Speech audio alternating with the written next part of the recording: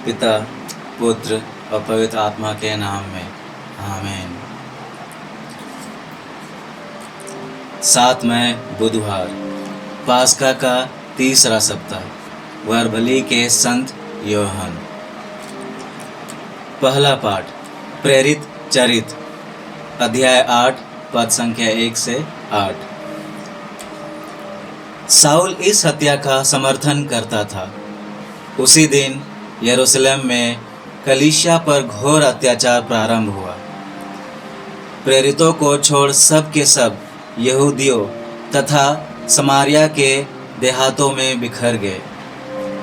भक्तों ने स्तफनुस पर करुण विलाप करते हुए उसे कब्र में रख दिया।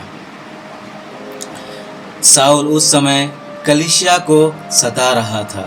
वो घर घर घुस जाया करता और स्त्री पुरुषों को घसीटकर बंदीगृह में डाल दिया करता था।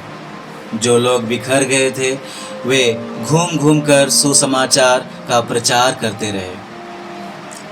फिलिप समारिया के एक नगर जाकर वहाँ मसीह का प्रचार करता था।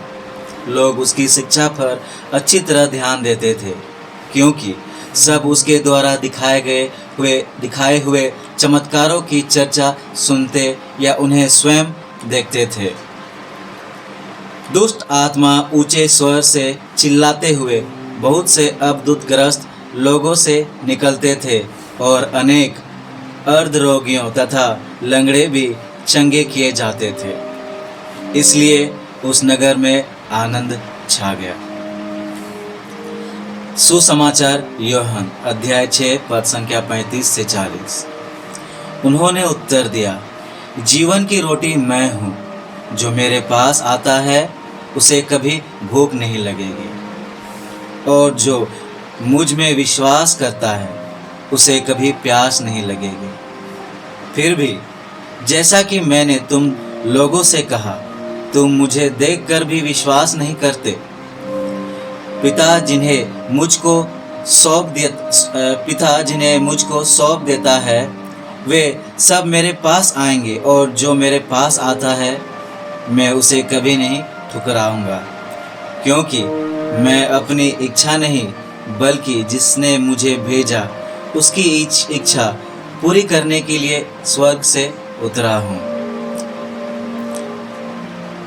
जिसने मुझे भेजा उसकी इच्छा ये है कि जिन्हें उसने मुझे सौंपा है मैं उनमें से एक का भी सर्वनाश ना होने दूं, बल्कि उन सब को अंतिम दिन पुनर्जीवित कर दूं।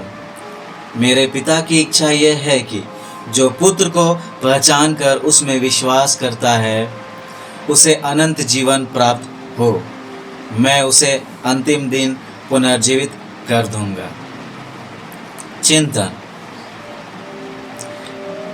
जीवन पर्यंत मानव शांति की तलाश करता है जब तक कि उसे स्वर्ग राज प्राप्त ना हो। यीशु ख्रिस्त भी उसी शांति की बात करते हैं। सर्वप्रथम यीशु जब समारिया से होकर गुजरे, लोगों ने उन्हें नहीं स्वीकारा क्योंकि वे दूसरी जगह जा रहे थे, पर दूसरी बार उन्हीं लोगों ने उन्हें आनंद पूर्वक ग्रहण किया।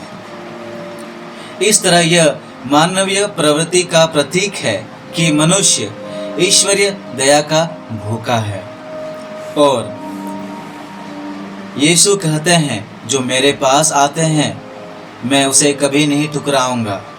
पास्का ईश्वर का यीशु के प्रति वफादारी और यीशु ख्रिस्त का हम मनुष्यों के प्रति वफादारी का चिन्ह है। ईश्वर की वफादारी हमें हमेशा उत्प्रेरित करती है कि हम उनके पास लौट आए, यद्यपि हम उनसे दूर चले गए हैं। यद्यपि हम उनकी वाणी पर ध्यान नहीं देते हैं, फिर भी वे हमें अपने आप को रोटी के रूप में प्रस्तुत करते हुए कहते हैं कि यदि हम उनके पास आए तो कभी भूखे नहीं रहेंगे। अनुवाक्य। समस्त पृथ्वी ईश्वर को धन्य कहे। जय घोष, हालेलुया। जो पुत्र में विश्वास करता है उसे अनंत जीवन प्राप्त है।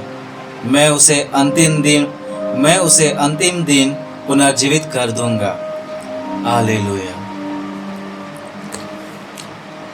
पिता, पुत्र और पवित्र आत्मा के नाम में आमीन। ईश्वर को धन्यवाद।